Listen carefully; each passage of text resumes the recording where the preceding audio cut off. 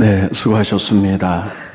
참으로 경쾌한 음악이네요. 하나님 찬양 받으실 줄로 믿고, 오늘은 여러분들에게 성경 읽기부에 따라서 므낫세 왕에 대해서 좀 말씀을 전합니다. 우리나라가 남한과 북한으로 나뉘었듯이 이스라엘 나라도 북이스라엘, 남쪽 유다로 나뉩니다. 근데 북이스라엘에서 가장 사악한 왕하면 아합입니다. 남쪽 유다에서 가장 나쁜 왕하면 므낫세입니다. 한번 따라해볼까요? 므낫세. 그래서 오늘 이 므낫세에 대해서 말씀을 전하는데, 므낫세는 약건의 나이 12살에 왕이 됩니다. 그런 그의 아버지 히스기야가 세웠던 모든 성전 같은 걸 다 철폐하고 갖가지 우상을 다 섬깁니다. 그래서 우상 천지를 만들어요. 그랬을 때 이사야 선지자가 따랐습니다. 이사야 선지자가 이렇게 얘기합니다. 왕이요, 그러면 안 됩니다.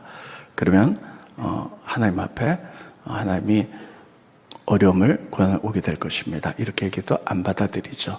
자, 그러면 그 어떤 우상을 섬겼는지 우리 다 보도록 하겠습니다. 네. 역대하 33장 3절로 7절에 보면 그의 아버지 히스기야가 헐어버린 산당을 다시 세우며, 산당은 우상 섬겼던 곳인데 아버지 히스기야가 헐어버렸는데 다시 세웠어요. 바알을 위하여 제단을 쌓으며 아세라 목상을 만들며 하늘의 모든 일월 성신 해, 달, 별들을 경배하고 섬기며, 여호와께서 전에 이르시기를 내가 내 이름을 예루살렘에 영원히 두리라 하신 여호와의 전 하늘 성전 안에 우상들의 제단을 다 쌓고, 또 여호와의 전 두 마당에, 그러니까 하나님 전의 마당에 하늘의 일월 성신 해, 달, 별들 위하여 제단을 쌓고, 흰놈 아들 골짜기에서 그 아들들을 불 가운데 지나가게 하며, 이건 뭐냐면 우상 가운데 자기 자녀들을 불에 태워주는 이런 관례가 있었는데, 므낫세가 그랬다는 거예요. 자기 아들을 불 가운데 태워서 우상에게 주었고, 그 다음에 점치며 사술과 요술을 행하며 신접한 자와 박수 남자 무당을 신임하여 여호와 보시기에 악을 많이 행하여 여호와를 진노하게 하였으며, 또 자기가 만든 아로새긴 목상을 하나님의 전에 세웠더라. 뿐만 아니라 자기가 우상을 세우고 하나님 전 하나 이렇게 세웠다는 거예요. 자, 그랬더니 여러분, 남쪽 유다에 정말 우상이란 우상은 다 섬겼어요. 굉장히 악한 왕이죠. 그리고 특별히 이사야 선지자가 그러면 안 됩니다 라고 그렇게 얘기를 했죠. 근데도 듣지 않아요. 왕이요, 이러면 전쟁이 나서 왕이 고통을 당할 겁니다. 안 들으니까 바벨론 아수르가 쳐들어왔어요. 그래서 왕을 잡아가는데, 그 당시의 기록에 의하면요, 이렇게 잡아갑니다. 우리가 낚시를 하면 이렇게 쇠꼬치하게 찌를 끼잖아요. 그래서 잡아내는 것처럼 두 개의 갈고리로 여기 턱을 해가지고 이렇게 끌고 가요. 그리고 이제 더 심한 경우에는 쇠꼬챙이를 불에 달궈가지고 눈을 뺍니다. 네, 그렇게 끌려갔어요. 그랬더니 포로로 잡혀가서 이육당에서 감옥에 있을 때 기가 막히죠. 그래서 그때야 깨닫고 회개하고 기도합니다. 그랬더니 하나님이 그거를 들으셨어요. 그래서 그를 돌려보내고 다시 이스라엘 왕으로 삼았더니 그때 비로소 하나님이 참 하나님을 알았다라고 이렇게 쓰고 있습니다. 그리고 돌아와서는요, 백성들에게 그런데 우상 섬겼던 거 다 없어 하나님을 섬기게 만들어요. 이게 므낫세 왕의 전체 성경에 써있는 모든 내용들입니다. 그런데 문제는 므낫세는 12살의 왕이 돼서요 55년을 다스립니다. 이스라엘 왕 가운데 가장 오래 다스린 왕이에요. 스크린 보십니다. 므낫세가 왕에 오를 때에 나이가 12세라 예루살렘에서 55년 동안 다스리며, 자, 55년 동안에 55년이면 엄청 긴 세월이잖아요. 그래서 백성들에게 다 우상 섬기게 만들었어요. 그래서 우상의 뿌리가 여러분 이스라엘 전체에 뿌리 내렸어요. 그런데 그가 고통을 당하자 자기는 회개해서 하나님께 다시 회복했어요. 그런데 자기는 변화됐지만 55년 동안에 우상의 끈질긴 뿌리가 내린 결과 백성들은 계속 우상을 섬겼다는 거예요. 그래서 므낫세 때문에 남쪽 유다가 나라가 멸망했다라고 성경 그렇게 기록합니다. 그래서 므낫세 후손 가운데요, 요시아라는 아주 위대한 왕이 있었어요. 성경에 보면 요시아가 전심돼서 하나님 섬겼다. 그러나 크게 잘 섬겼으나 므낫세가 뿌린 우상의 뿌리들이 너무나 깊어가지고 결국 나라가 멸망한다. 므낫세 때문에 멸망한다. 성경은 그렇게 기록합니다. 스크린 보십니다. 열왕기하 23장 25절로 26절에 보면 요시아와 같이 마음을 다하며 뜻을 다하며 힘을 다하여 모세의 모든 율법을 따라 여호와께로 돌이킨 왕은 요시아 전에도 없었고 후에도 그 같은 자가 없었다. 요시아가 굉장히 므낫세의 후손으로서 하나님 잘 섬겼죠. 그러나 그렇게 하나님 잘 섬겼어도 여호와께서 남쪽 유다를 향하여 내리신 그 크게 타오르는 진노를 돌이키지 아니하셨으니 이는 므낫세가 열을 경로하게 한 그 모든 경로 때문이라. 55년 동안 선포했으니 백성들 뿌리 깊게 내린 우상, 죄악.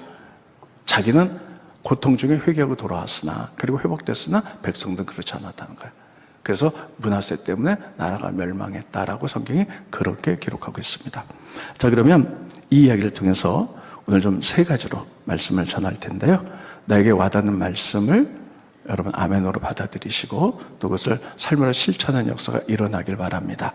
첫째, 본 말씀을 통해서 깨닫는 것은 부모는 열심히 신앙생활하나 자녀도 과연 열심히 신앙생활하는가 하는 거예요. 므낫세는요, 남쪽 유다에서 가장 사악한 우상이라는 우상 다 섬겼어요. 근데 그의 부모는요, 아버지가 누구냐? 히스기야예요. 엄마는 헵시바예요. 근데 히스기야는요, 가장 하나님 잘 섬겼던 왕이잖아요. 근데 헵시바는 누구냐? 하나님이 가장 사랑했던 여인 중에 하나예요. 그러니까 자는 진실하고 아름답고 하는 성격이기 때문에. 그래서 이스라엘 민족이 멸망했다가 다시 회복시킬 때 이스라엘 민족을 내가 헵시바라 부르리라 이렇게 말할 만큼 이사야서 봅니다. 스크린 보여주시죠. 이사야서 60장 4절에 보면 다시는 이제 회복이죠. 이스라엘 민족 너를 버림받은 자라 부르지 아니하며 다시는 내 땅을 황무지라 부르지 아니하고 오직 너를 헵시바라 하며 따랐습니다. 헵시바는요, 그녀 안에 나의 기쁨이 있다 이거예요. 그러니까 여러분, 헵시바는 얼마나 아름답고 하나님 잘 섬긴지 알 수 있죠. 이렇게 대단한 믿음의 부모 가운데 어떻게 므낫세 같은 사람이 탄생했을까요? 이해가 되지 않죠. 우리는 부모가 열심히 신앙생활하고 자녀를 해서 기도하면 아주 훌륭한 자손들이 태어나야 되는데 그렇지 않았다는 거예요. 그럼 도대체 므낫세는 어려서부터 엄마 아버지가 기도하고 하나님 섬겼으니까 섬겼겠지 하나님. 그래도 어떻게 이렇게 타락해서 갖가지 우상을 잘 섬기는 가장 타락한 왕이 되었고 그리고 남쪽 유다를 멸망케 만들었을까 하는 거예요. 그거는 여러분 두 가지로 해석할 수 있습니다. 므낫세는 하나님을 몰랐어요. 여러분 어려서부터 교회를 다녔으나 하나님을 몰라요. 하나님을 알면 이렇게 할 수가 없죠. 여러분 교회 다닌다고 해서 하나님 다 아는 거 아닙니다. 여러분 하나님 아세요? 네, 아실 줄로 믿습니다. 그럼 여러분 열심히 하나님 알고 기도하는데 여러분 자녀들은 하나님 알아요? 자녀들 하나님 아나요? 네. 두 번째는요, 하나님 모를 뿐만 아니라 어려서부터 신앙생활을 했는데 기독교적인 세계관이 있는 거예요. 그렇습니다. 기독교적인 세계관. 이거 없으면요, 다 세상으로 나갑니다. 이건 뭐냐면, 하나님이 모든 삶의 주인이시고, 우리를 다스리세요. 근데 많은 사람들이 교회를 다녀도요, 하나님 나의 영혼의 구세주, 평화 주시고, 어려울 때 해결해 주시고, 복 주시는 분 단순히 이렇게만 알아요. 근데 성경성에 흐르는 모든 가치관이 있어야 돼요. 하나님이 정치적인 영역은 어떤 섭리로 다스리는가? 경제적인 영역 어떻게 다스리고 돈은 어떻게 벌어야 되는가? 어떻게 써야 되는가? 문화적인 영역, 또 기타 모든 영역들에 대해 세계관을 하나님이 일하시는 섭리를 전치 알고 하나님이 다스리신다. 이거 알아야 되는 거예요. 그래야만이 하나님을 떠나지 않고 잠시 넘어졌다 할지라도 다시 일어날 수 있는 거예요. 근데 므낫세는요, 이랬다는 거예요. 자, 그의 아버지 히스기야는요, 정말 하나님 잘 믿는 왕이었어요. 그런데 고난도 많이 당했습니다. 그 당시에 이스라엘 나라는 작은 나라거든요. 히스기야가 다스렸죠. 그러니까 외세 침략이 많았어요. 그리고 외세 큰 나라들, 아수르, 바벨론, 또 기타, 암몬, 모압, 이런 많은 나라들이 다스렸죠. 이렇게 침략을 했죠. 그런데 그때마다 히스기야에게 기도해서 다 이겨내게 됩니다. 자, 그런데 그 당시 사람들은 어떤 생각을 하고 있었냐? 그들이 섬기는 신, 아수르는 아수르를 섬기는 신이 있었죠. 바벨론 섬겼고, 이스라엘은 하나님 섬겼어요. 그래서 전쟁이 일어나면요, 신들의 대결이라고 생각했어요. 그래서 만약에 아수르가 이기면 하나님보다 아수르 신이 우세하다, 이렇게 생각을 했던 그러한 시대예요. 자, 이럴 때 여러분, 므낫세가 왕이 됐습니다. 작은 나라잖아요. 근데 자기 아버지를 보니까 하나님을 섬겨서 여러분 여러 가지 이겨내긴 했어도 큰 나라의 위협을 많이 받아요. 그래서 그는 이런 생각을 합니다. 하나님 가지고는 부족하다. 하나님 가지고는 부족하다. 그래서 세계 정세 속에서 전체적으로 강한 나라의 신들을 다 섬겨야 되겠다. 그럼 그들 신들이 다 와서 우리를 부강해야 하고 지켜줄 것이다. 이런 생각을 갖기 시작해서 각 나라, 아람이나 바벨론, 아수르 신들을 다 갖고 오는 거예요. 그래서 다 우상을 섬기는 이런 일들이 벌어지게 됩니다. 그러니까 이런 거예요. 우리가 하나님을 믿으면서도요, 하나님 갖고는 부족한 것 같아. 그래서 부처님도 믿고, 마호메트도 믿고, 남묘불안개도 믿고, 다 보면 그 신들이 다 우리를 축복해 주겠지. 이런 상태예요. 그러니까 우리가 알기로는요, 하나님을 잘 알지 못하고, 그리고 기독교적인 세계가 분명히 므낫세는 이렇게 얘기했을 거예요. 자, 하나님은 전쟁은 하나님께 달렸다고 얘기했지만 아닌 것 같아. 각 나라, 큰 나라들인데 그들의 신들을 의지해야지 될 것 같아. 이런 세계관을 갖지 못했어요. 그러니까 어려서부터 믿음 가운데 자랐지만 이런 것들이 확고하지 못하니까요, 왕이 된 다음에 난 아버지랑 달라. 하나님 갖고는 부족해. 그래서 엄청나게 우상을 섬기는 역사가 일어나게 됐다는 거예요. 이거는 성경상에만 일어난 얘기는 아닙니다. 우리나라도 마찬가지예요. 우리나라가 남과 북으로 나뉘었죠. 북한의 김일성. 자, 김일성의 아버지는 누굴까요? 김형집. 아버지는 놀랍게도 장로였어요. 그것도 감리교 장로. 김형집. 엄마는 강반석. 아주 위대한 권서 신앙생활을 잘했죠. 그리고 어머니 외가 쪽으로는요, 전부 다 목사 출신이에요. 그리고 아버지 쪽은 장로였고 작은 아버지가 또 목사였어요. 그러므로 김일성은 어려서부터 당연히 신앙의 어머니 아버지 밑에서 얼마나 자녀를 위해서 기도했겠어요. 그래서 교회를 다녔고, 기록에 의하면 그 교회 칠굴교회인가 그럴 거예요. 그 교회에서 특별히 성가 다닐 때 성가 대장까지 했다는 거예요. 성가 대장님, 네, 잘 들으세요. 성가 대장도 했다는 거예요. 그런데 그는 하나님을 알지 못했습니다. 교회 다닌다고 다 하나님 아는 거 아니에요? 그리고 기독교적인 세계관 다 알지 못했어요. 아마 그들은 이렇게 생각했던 것 같아요. 김일성은 하나님 믿고 구원받고 축복받고 기도하면 병 낫게 하고 이 정도 수준이 아니었을까. 그 가운데 정말 하나님의 모든 나라를 섭리하며 모든 삶의 영역, 정치, 경제 모든 영역을 섭리하는 분이라는 것을 미처 깨닫지 못했고요. 하나님만으로는 부족해. 그래서 북쪽에 있는 우리나라 한민족을 구원하고 잘 살게 하기 위해서는 어떻게 해야 될까? 공산주의. 중국과 소련의 공산주의를 받아들였죠. 그리고 마르크스와 레닌주의를, 공산주의를 공부하면서 그가 철저한 공산당원이 돼서 북한을 설립하게 됩니다. 최고로 나쁜 나라가 북한이죠. 놀랍게도요, 그의 아버지 김형집은요, 장로인데 공산당에 의하여 총살당해서 죽습니다. 이런 것들을 보면서 어머니 아버지가 굉장히 믿음 가운데 대단한 가문이고 아들을 기도로 길렀는데 이런 엄청난 일이 일어났다는 거예요. 그러므로 여러분이 여러분 자녀를 위해서 기도도 많이 하지만 어렸을 때는요, 교회를 다녀요. 어머니, 아버지에 의해서. 근데 중학교, 고등학교 가면서 점점 멀리하고 대학교 가면서 점점 세상 쪽으로 나가다가 교회 안 다니는 자녀들이 많습니다. 여러분들의 자녀는 어떻습니까? 막 기도하지만 여기서 우리가 중요한 게 있어요. 여러분들의 자녀가 하나님의 계획이 있고 하나님의 말씀을 잘 성장하기 위해서는 첫째, 어렸을 때 주일학교 다닐 때는요 다 다녀요. 엄마 아버지가 데리고 다니니까. 중고등학교가 되면 자아가 막 크거든요. 자아의 눈을 뜨거든요. 근데 반드시 구원의 확신을 점검해야 됩니다. 너 정말 예수님 믿어? 예수님 누구야? 너 구원 받았어? 반드시 돼. 그래서 예수님 누군지 알게 하고, 두 번째, 그리고 그 아이들에게 기독교적인 세관을 심어줘야 돼요. 하나님 믿어서 단순히 어려울 때 그냥 막 기도하면 해결해 주는 그런 분이 아니야. 하나님은 우주 만물의 창조자시고 우리 모든 삶의 영역에 역사하신 주관자야.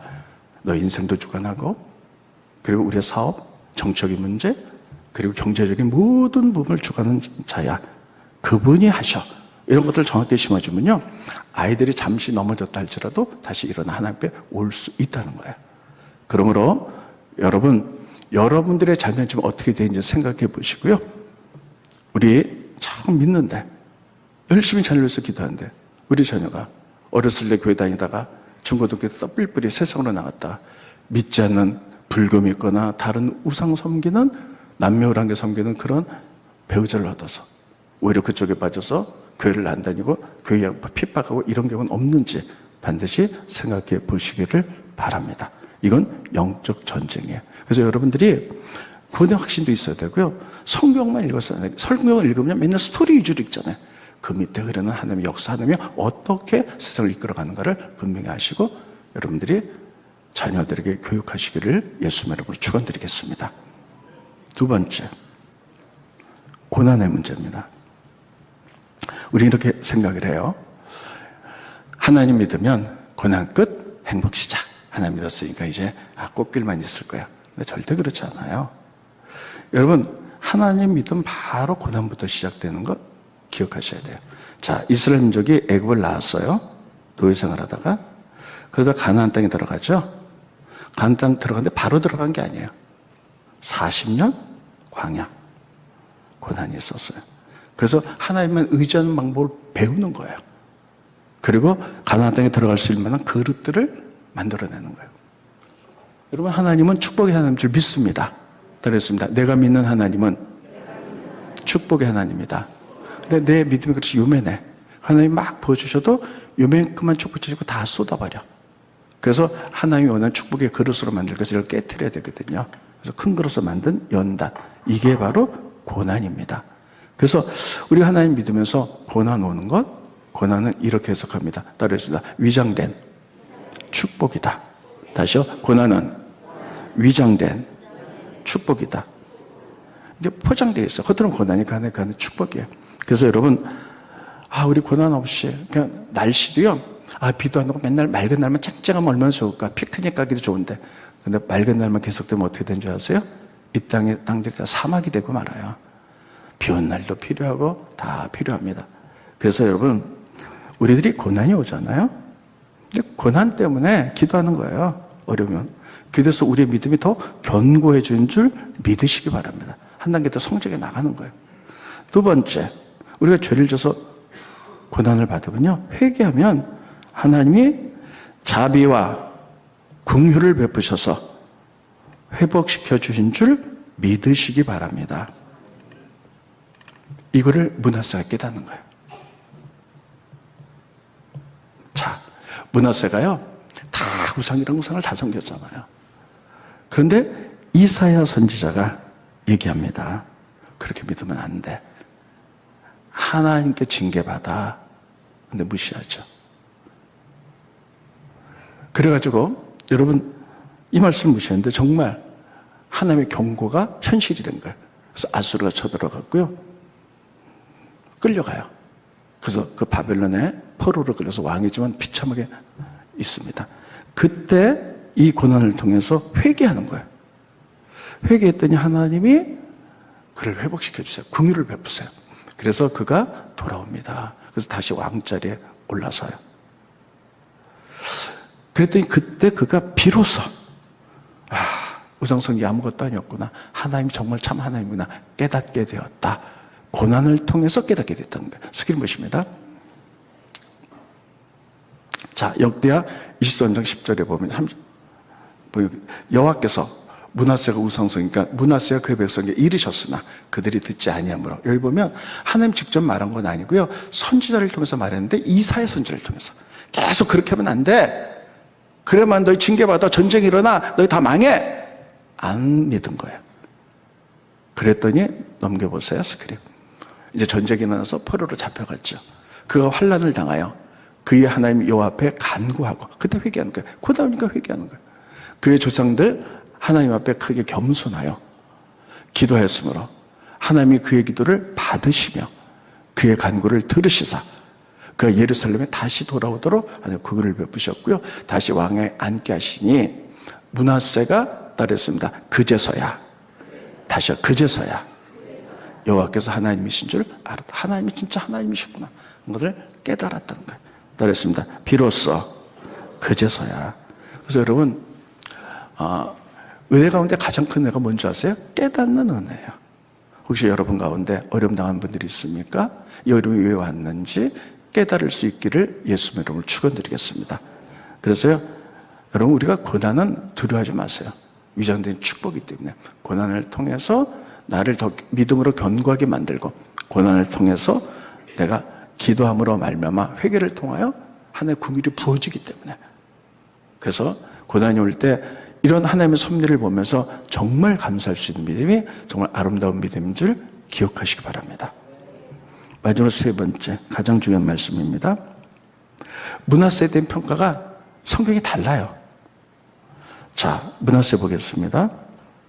그런데 성경은 왕들의 얘기가 두 군데 나오거든요. 하나는 열왕기 상하, 하나는 역대기 상하.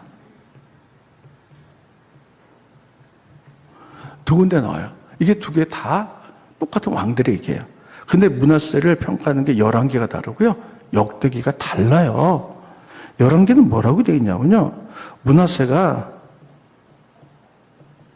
죄짓고 우상 섬기다가 죽었다.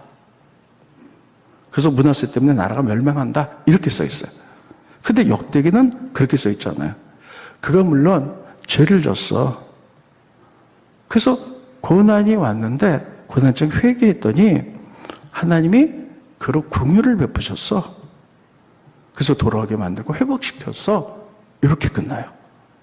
그러니까 여러분, 그러면 열왕기의 상하를 쓴 성경 쓴 사람과 역대기 상하를 쓴 사람과 어느 게 맞나요? 둘 다 맞아요. 둘 다 맞아. 왜냐하면 다 하나의 감동으로 쓴 거잖아요. 근데 왜 이렇게 다르게 하는 거예요? 그건 뭐냐면 그 시대적인 상황에 따라 다르게 보는 거예요. 자, 잘 들으세요. 열왕기상은 언제 썼느냐? 이스라엘 나라가 멸망한 다음에 썼어요. 많은 선자들이 이렇게 얘기했잖아요. 너희 죄지면, 우상 섬기면 나라가 망해. 근데 안 들었어요. 그래서 나라가 망했어요. 그리고 포로로 잡혀갔대. 그때 썼어요. 그래서 그들에게 뭐라면, 그것 봐, 너희가 죄 때문에 심판받았어, 이렇게 쓴 거예요. 그래서 열왕기상을 보면요, 북이스라엘의 타락한 왕들에게 다 나오고요, 남쪽 유다 왕도 다 우상숭배에 타락했어. 므낫세도 죄를 통해서 타락해서 남쪽 유다를 멸망시켰어. 이렇게 심판이에요. 누구 때문에, 뭐 때문에 나라가 멸망했어. 이게 열왕기상의 관점이에요. 그러면 역대상은 어떤 관점에 썼을까요? 역대상은요, 나라가 멸망했잖아요. 그래서 바벨론 나라에 포로로 잡혀갔을 때 예레미야 선지자가 이렇게 했습니다. 여러분 실망하지 마십시오. 나라가 멸망해서 바벨론 포로로 잡혀갔으나 회개하고 진실로 선다면 70년 만에 돌아오게 될 것입니다. 그래서 70년 만에 포로에서 돌아왔어요. 귀환했어요. 그러고 나서 쓴 것이 역대기상이에요. 그래서 막 어려운 가운데 회개하고 돌아왔잖아요. 근데 돌아보니까 다 황무지가 아무것도 없고 다 불타고 이스라엘가 엉망이야. 그래도 괜찮아. 하나님이 긍휼을 베푸실 거야. 그리고 희망을 얘기한 거. 요게 역대기 상하야. 그래서 므낫세 얘기를 쓰면서 뭐라고 썼냐면, 므낫세를 생각해봐. 그가 그렇게 우상기고 죄를 졌으나, 그래서 포로로 잡혀갔으나 하나님께 회개했더니 하나님이 긍휼을 베풀어서 다시 돌아서 왕이 됐잖아.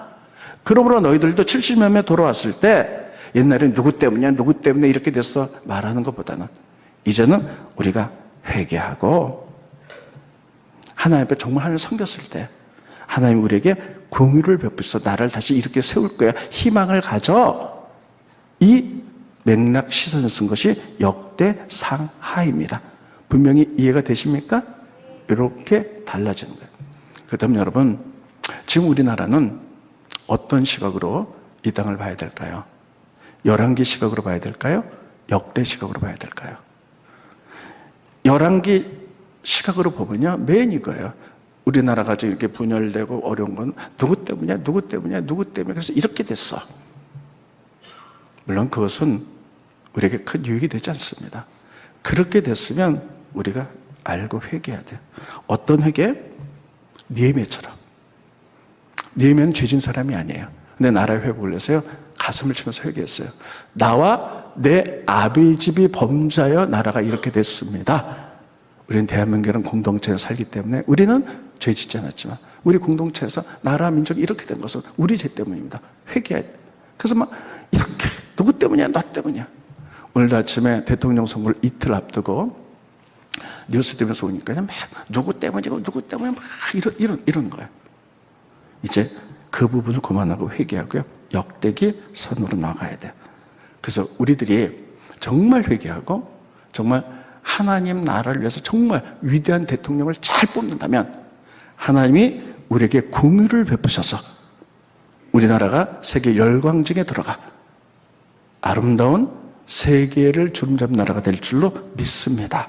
우리에게 긍휼을 베풀어 주셔서 이렇게 역대기 시각으로 기도해야 될 줄로 믿습니다. 그래서 우리가 해야 될 것은 첫째 회개하고요 하나님의 긍휼을 구해야 돼. 회개하고 긍휼. 마지막으로 아주 중요한 얘기하겠습니다. 이번 주 함성 말씀이기도 하고요 사무엘이 이렇게 얘기했어요. 사람들이 왕 뽑아달라 그랬잖아요. 그래서 첫째 형 사울을 뽑았어요. 사울에게 뭐라고 얘기했냐면 이렇게 했어요. 길갈로 가서 백성들과 함께 나라를 새롭게 하자. 이렇게 얘기했습니다. 이번 주 함성 말씀입니다. 다 같이 보겠습니다. 사무엘상 11장 14절에 보면 사무엘이 백성에게 이르되 지금 사울을 왕으로 세웠거든요. 백성에게 오라 우리가 길갈로 가서 나라를 새롭게 하자. 자 우리 다 같이 한번 읽어봅니다. 시작. 사무엘이 백성에게 이르되 오라 우리가 길갈로 가서 나라를 새롭게 하자. 이렇게 얘기했어요. 그러면 이 상태는 어떻게 된 거고 왜 길갈로 가야 될까 하는 거예요. 여러분 이스라엘 민족이 애굽을 나왔어요. 모진 고생을 하다가 가나안 땅에 딱 들어갑니다. 가나안 땅에 들어갈 때에 제일 큰 난관은 뭐냐면 요단강을 건넌 것이었어요. 그래서 은혜 가운데 요단강을 건넜잖아요. 가나안 땅에 딱 들어갔을 때 첫 번째 발 디딘 데가 길갈이에요. 가나안 땅에 들어가자마자 이스라엘 민족이 다 모여가지고 여호수아를 중심으로 그들이 했던 것은 우리가 가나안 땅에 들어왔으니 오직 하나님만 믿겠습니다 하고 할례를 행한 거예요. 하나님께 약속한 거예요. 이 땅에서 하나님 뜻대로만 살겠습니다. 약속했죠. 그리고 그 땅을 정복하고 나서요. 어떤 일이 왔냐. 그 약속 다 잊어버릴 거예요. 그리고 다 또 우상 섬기고 죄 짓고 탐욕과 타락으로 나갔더니요. 그리고 막 왕 뽑아달라 그랬잖아요. 그래서 사무엘이 사울왕을 뽑아주면서 이렇게 얘기하는 거예요. 그래, 왕이 생겼는데 이 상태로는 안 돼. 우리가 길갈 가나안 땅에 처음 들어갔을 때 그 땅 하나님께 약속한 땅으로 가서 우리가 잘못한 걸 회개하고 하나님의 약속대로 살기로 뜻대로 살기로 결정해서 그럼 나라가 새로워진다. 이렇게 말하는 줄 믿으시기 바랍니다. 그렇다면 여러분 우리나라의 최초 나라가 세워지면서 길갈은 어딜까요? 우리나라의 최초 길갈은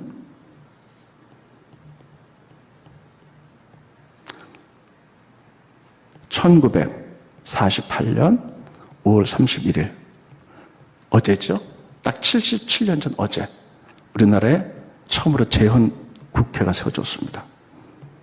그래서 우리나라 최초의 국회의원 198명이 만들어졌어요. 그리고 재헌 국회에서 이제 헌법을 만들었어요. 그리고 나라를 세우자 이렇게 선포되면서 그들이 기도했어요. 이승만 대통령이 기도했는데 뭐라 그랬냐면요.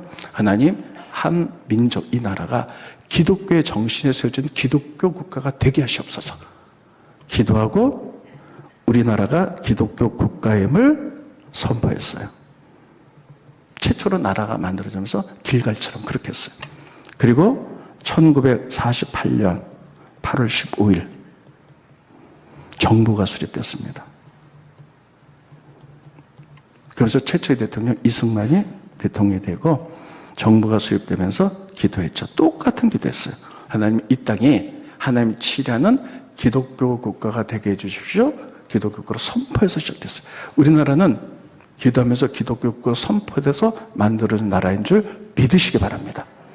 그런데 진실이었을까요? 이들은요. 정말 이렇게 되기로, 공의와 정의의 나라로 만들기로, 정직한 나라로 만들기로 아마 진실이었을 거예요. 그런데 이스라엘 민족 길갈에서 그렇게 약속하고 타락했던 것처럼 그 후로 많은 위정자들이 다 타락하고 죄를 짓고 타벽에 나갔지요. 이승만 대통령도 마찬가지입니다. 이때 기독교 국가로 선포한 것은 진실이었을 거예요.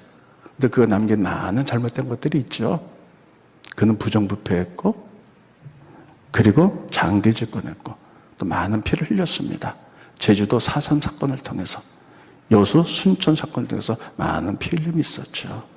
그래서 많은 사람들이 이승만 정권을 부정하려고 하나, 그러나 그렇다 할지라도 이분이 처음에, 우리나라 처음에 나라를 세우면서 기독교로 선포한 것은 정말 진실이라고 저는 믿습니다. 그래서 이것이 진실이라면, 우리나라가 그렇게 세워졌다면 우리도 지금 이 시대에 누가 잘못해서 누가 잘못 이렇게 된 것, 이것이 아니라 우리의 첫 번째 나라를 세우면서 했던 기도, 기독교 국가로 선포했던 그 길갈로 우리의 모든 위정자들과 모든 백성이 돌아가서 하나님 앞에 잘못을 회개하고, 그리고 정의와 공의의 나라로 세울 것을 우리가 선포하면서 하나님께 자비와 긍휼을 구한다면 하나님이 이 나라를 회복시켜 줄 줄로 저는 분명히 믿습니다. 그래서요, 이번 대선 선거 여러분 다 참석하셔야 돼요. 누가 대통령이 될지는 알 수가 없어요. 누가 하나님 마음에 합한 자인지는 알 수가 없어요. 그러나 분명히 하나님이 그런 사람을 뽑아낼 것이고, 천만의 기독교인들이 엎드린다면, 그래서 다시 길갈로 가서 우리가 하나님 나라를 선포한 최초의 나라가 없을 때 그 모습으로 잘못 살았던 분을 회개하고, 그것을 위해 정의와 공의의 나라로 모든 백성과 위정들이 합하여 나간다면 하나님이 위대한 지조를 세우사 우리나라가 회복되고 전 세계 가장 위력한 나라, 영광의 나라가 될 줄로 믿습니다. 따르겠습니다. 다시 길갈로 가서 나라를 새롭게 하자. 저는 하나님의 섭리를 믿습니다.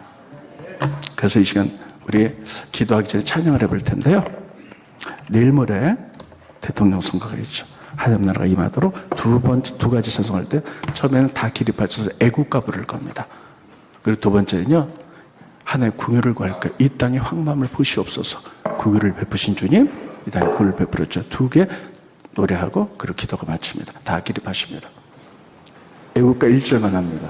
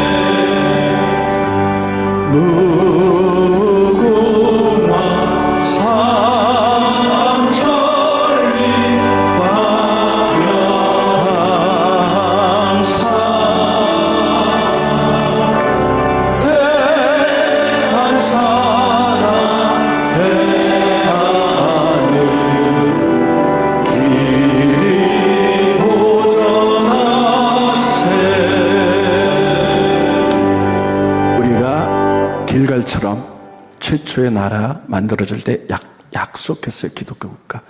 근데 우리의 탐욕과 분열이 일어났죠. 우리가 회개합니다.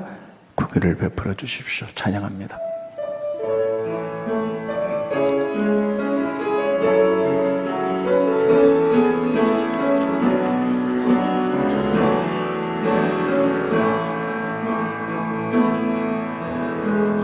이 땅의 왕무함을 보소서. 하늘의 하나님 긍휼을 베푸시는 주여, 우리의 죄악 용서하소서. 이 땅 고쳐 주소서. 이제 우리 모두 하나 되어 이 땅에 무너진 기초를 다시 쌓으네.